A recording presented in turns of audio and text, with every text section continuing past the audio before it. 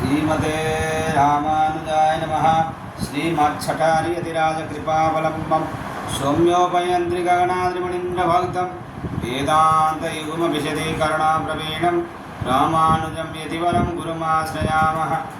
श्रीमद्काश्यपवंशमध्यगगने श्रीचन्द्रवद्भाषितं श्रीमद्वेङ्कटनाथसेवनरतं भानाचलोपासकं श्रीमद्सूदनार्यकृपया सम्प्राप्य मन्त्राधिकं वन्देऽहं पदवर्यमाधवगुरोः पादारविन्दं सदा। श्रीशैलेशदयापात्रं देवहृदयादिगुणार्णवं यतीन्द्रपवनं वन्दे रम्येजमातरमुनिं रम्येजमातृयोगीन्द्रपादरेखामिं सदा तदायतात्मसत्तादिं रामानुजमुनिं भजे। लक्ष्मीनाथसमारम्भं नाथयामुनमध्यमाम् अस्मदाचार्यपर्यन्तां वन्दे गुरुपरम्पराम्। यो नित्यमच्युतपदाम्बुजयुग्मनकुमा व्यामोहतस्ततितराणि तृणाय मेने अस्मद्गुरोर्भगवतस्य दैकसिन्धो रामानुजस्य चरणौ शरणं प्रपद्ये। श्रीमद् जगद्गुरु रामानुजाचार्य कृत श्री भाष्यम हिंदी में हम लोग ने सत्संग करते आए हैं। आज भी सत्संग के लिए बैठ गए हैं। एकमात्र आप ही परमार्थ हैं इत्यादि श्लोक भी समस्त जगत को असत्य नहीं बतलाता। अभी तो समस्त जगत ब्रह्मात्मक है। इस तादात्म्य भाव को छोड़ने से ही मिथ्या प्रतीत होती है। इसी बात का उपादन करता है। हे प्रभु, आपकी ही महिमा समस्त चराचर में व्याप्त है,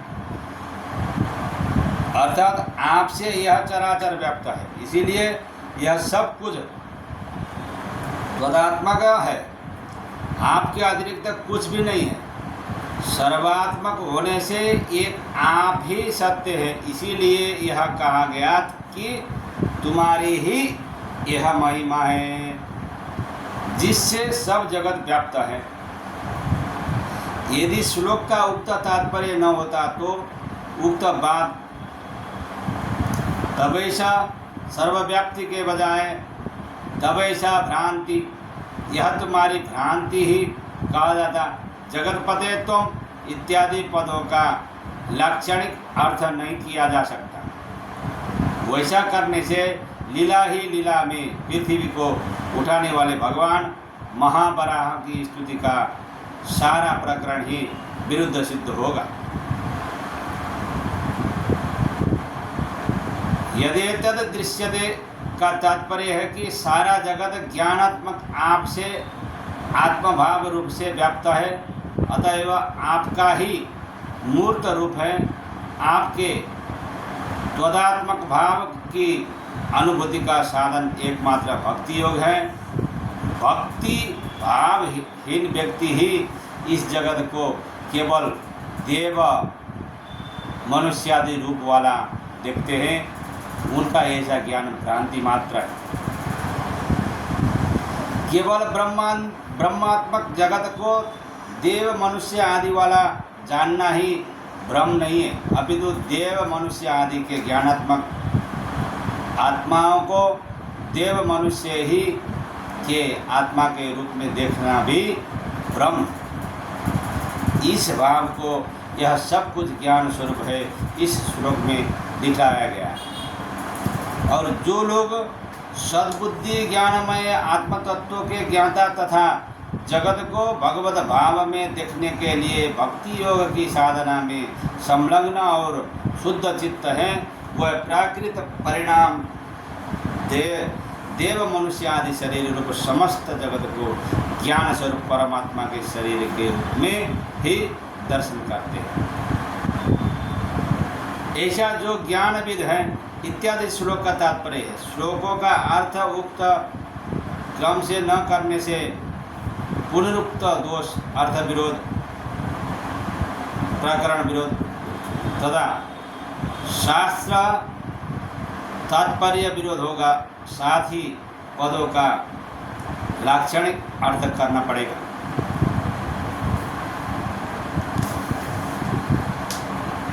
वह दूसरे शरीर में आत्म रूप से व्याप्त होते हुए भी एक है। इस वाक्य का तात्पर्य है कि सभी आत्माओं में ज्ञानैकाकार रूप से वह ब्रह्म समान भाव से व्यक्त है। फिर भी प्राकृत परिणाम देव मनुष्य आदि विविध विचित्र देहों को जो लोग ब्रह्म से पृथक देखते हैं वह उनका मिथ्या ज्ञान है। यहाँ पिंडगत और आत्मगत भेद का प्रतिषेध नहीं किया गया है। देव मनुष्य आदि विविध विचित्र शरीरों में वर्तमान सभी आत्माएं समान हैं। जैसा कि भगवान श्री कृष्ण ने गीता में कहा भी है, आत्मा तत्वज्ञ कुत्ता और चांडाल में समदृष्टि रखते हैं, ब्रह्म निर्दोष और सर्वत्र समान है इत्यादि। तस्यात्मा परदेहेषु सतोपि, इस वाक्य में देह से अतिरिक्त आत्म वस्तु में स्व पर विभाग दिखलाया गया है। यदि कोई दूसरी अन्य वस्तु भी है, इस वाक्य से भी आत्मैक्य प्रतीति नहीं होती। यदि मुझसे अतिरिक्त कोई अन्य है, इस कथन में अतिरिक्त और अन्य शब्द का एक ही अर्थ में प्रयोग किया गया है, जिससे ज्ञात होता है कि अतिरिक्त शब्द अपने से भिन्न आत्मवाची है। अन्य शब्द उस आत्मा का ज्ञानाकार रूप होने से अन्यकारता असमानता का प्रतिषेधक है। कहने का तात्पर्य यह है कि यदि मुझसे भिन्न कोई भी आत्मा मेरे आकार रूप ज्ञानाकार से भिन्न आकार का है, तो वहाँ कहा जाएगा कि मैं इस आकार का तथा यह अन्य प्रकार के आकार का है। सभी आत्माएं परमात्मा से अनुस्यूत ज्ञानाकार होने से समान आकार वाली हो, ऐसा भी नहीं है। ज्ञानैकाकार होते हुए भी भिन्न भिन्न वासनाओं से अभिभूत होने के कारण आत्माओं में पार्थक्य का व्यवहार होता है। वेणुरंध्र के भेद से इस श्लोक में भी आत्माओं का आकार वैषम्य बताया गया है, स्वरूप वैषम्य नहीं। देवम आदि पीठ विशेष में प्रवेश करने से भिन्नता बतलाई गई है, आत्मैक्य का उल्लेख नहीं है। दृष्टांत रूप से प्रस्तुत वेणु के अनेक रंध्रवर्ती वायु के अंशों की ध्वनि विषमता बतलाई गई है। वायु के स्वरूप की विषमता का कोई प्रश्न ही नहीं है। एक ही वायु विभिन्न क्षेत्रों से विभिन्न ध्वनियों में प्रतिध्वनित होकर षड्ज आदि नामों से व्यवहार की जाती है। ऐसे ही देव मनुष्य आदि में प्रविष्ट आत्मा का नाम परक भेद है। जैसे तेजस जलीय पार्थिव द्रव्यों के अंश कण भिन्न भिन्न आकार के एक से नहीं है, वैसे ही वायव्य अंश भी स्वरूपतः भिन्न है। वही मैं वही तुम हो इत्यादि वाक्य में भी तथा सह शब्द द्वारा समस्त आत्माओं की ज्ञानाकारता का निर्देश करके पुनः ज्ञानाकार उस आत्मा के साथ अहम और त्वम पद का अभेद निर्देश करते हुए उपसंहार किया गया। इसमें देवादि आकार भेद से आत्माओं में हुई भेद भ्रांति को छोड़ने का उपदेश दिया गया है। देहातिरिक्त आत्मा के उपदेश में अहम तुम सब कुछ आत्मस्वरूप है, ऐसा भेद संगत न होगा। यदि कहो कि श्लोक में प्रयुक्त अहम तुम शब्द केवल उपलक्षण मात्र है, सो जब यह सारा जगत आत्मस्वरूप है तो जगत और ब्रह्म में समानाधिकरण्य होने से उपलक्षणता भी संगत नहीं होती। वहीं मैं वहीं तुम हो इस उपदेश के अनुसार उसने भी वैसा ही किया। उसने परमार्थ दृष्टि प्राप्त कर द्वैत बुद्धि का परित्याग कर दिया जो वह दिखलाया गया है। ऐसा निर्णय उसने किस आधार पर किया? देहात्मा विषय उपदेश के आधार पर, जैसे कि हाथ पैर सिर आदि भेदों वाला शरीर आत्मा से भिन्न है, वैसे ही जगत और ब्रह्म का संबंध है।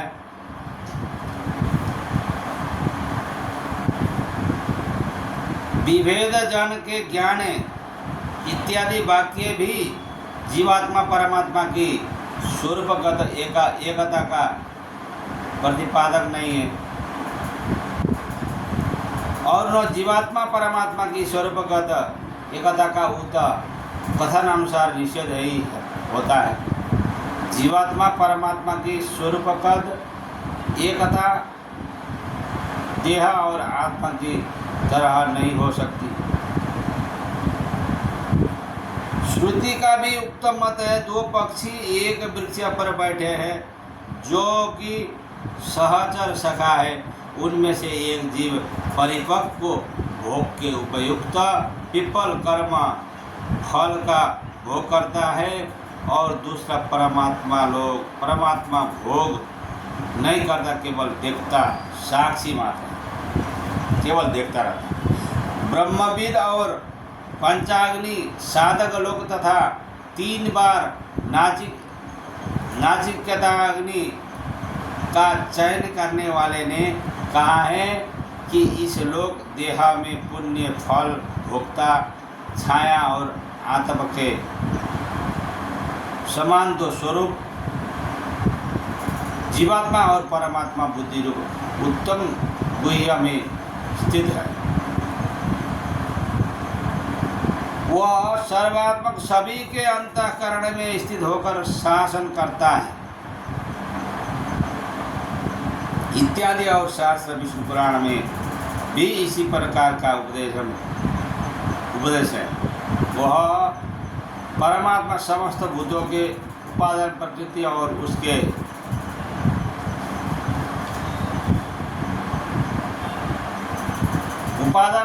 और उसके विकारों एवं हर प्रकार के गुण दोषों से रहित, सभी प्रकार के ज्ञान वर्णों से रहित समस्त भूतों के आत्मा है। भुवन के अंतराल में जो कुछ भी है वह उन्हीं से व्याप्त है। वह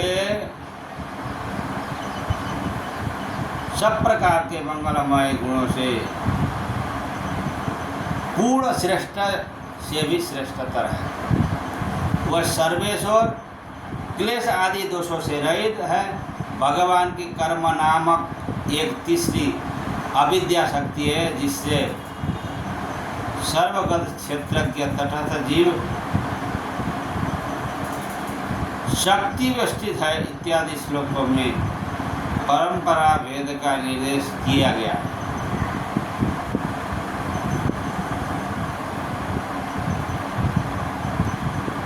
उमयेपि हि भेदे नैन मदीयते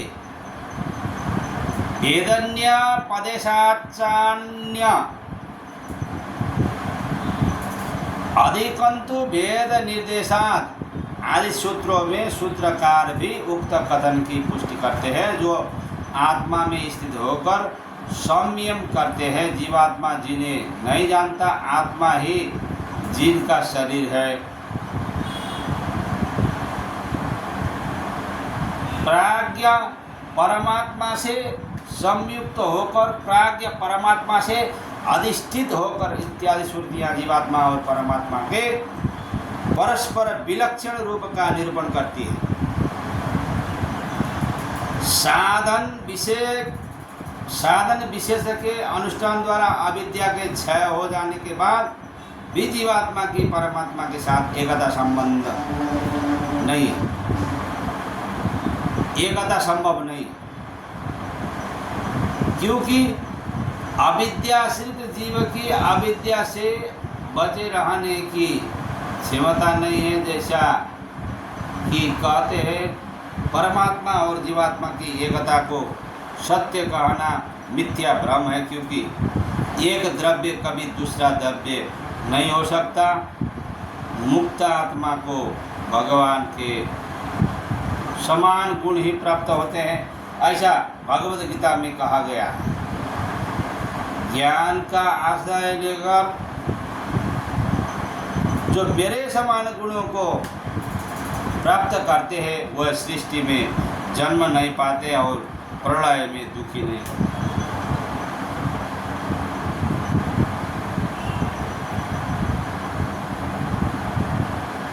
विष्णु पुराण में भी जैसे जैसे अग्नि लोहे के विकारों को समाप्त कर देती है, उसी प्रकार परमात्मा भी अपने ध्यान करने वालों को आकृष्ट कर आत्मभाव प्रदान करते हैं।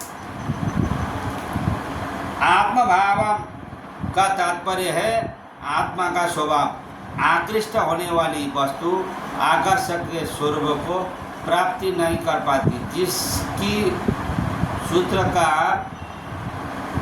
जगत व्यापार वर्ज्य भोग मात्र साम्य मुक्तोपश्रिप्य इत्यादि सूत्रों में उक्त तथ्य का ही प्रतिपादन करते हैं। जगत रचना की क्षमता न होने से जीवात्मा की ज्योति ही परमात्मा के समान होती है, ऐसी वृत्ति भी है।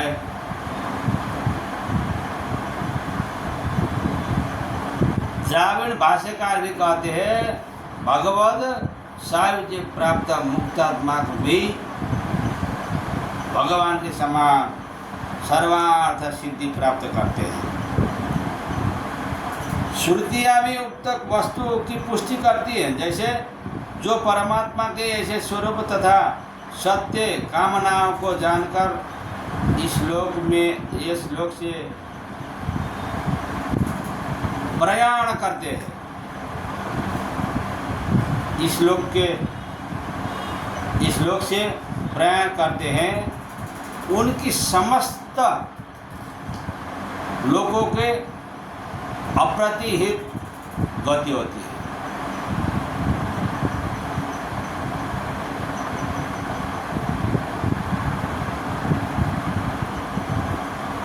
जय श्रीमन्नारायण। आज के लिए इतने। अस्मद गुरु जय जय परम गुरु जय जय श्री सर्वगुरु रामानुज जय जय रामानुज जय जय यतिपति जय जय श्रीधरणीधर